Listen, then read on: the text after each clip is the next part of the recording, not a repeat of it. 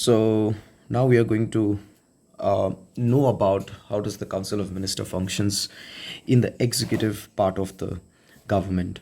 So as we know, there is a executive part of our government, which is a in the parliamentary form of a government, which is based on the British parliamentary form of government, in which there are three body of the functioning of the government. Now, one is judiciary, other is legislative, and the executive. So, Council of Minister falls under the executive part. It is the one of the major larger body, which functions as a prime which function as a prime ministers under the prime minister. So when we talk about the prime minister is basically appointed by the president, but on the recommendation of the council of minister. And who are the council of minister and who appoints the council of minister? Council of minister is appointed by the president on the recommendation of the prime minister. And the council of ministers basically is to aid and advise the president.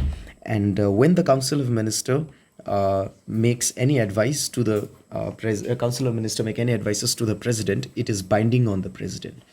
Now, who are the council of minister? Basically, there are confusions about the council of minister and the cabinet minister. So council of minister is a larger body which encompasses the various ministers. For example, on the core is the cabinet minister, and on the outer is the cabinet minister on the core, and outer the cabinet minister is the minister of state, and other is the and the last one is the deputy minister. Who are the cabinet minister? Cabinet minister are the senior most minister who are in charge of the ministry of the central government, and the minister of state. Other is the minister of state. There are two types of minister of state. One is endowed with the independent minister of state with independent charges, which are basically they are given the charges of the ministry independently, and they do not, and they report to the cabinet ministers. And minister of the states are summoned. Minister of state are summoned when they are invited only by the cabinet minister. And who are the deputy minister? Deputy ministers are given the specific role in the ministry, and they advise aids to the minister of the state. Now, talking about the summoning, see, cabinet minister is summoned by the prime minister, and if invited the minister of state, then they are invited. And deputy ministers who are not part of the any meeting or the summons of the cabinet minister.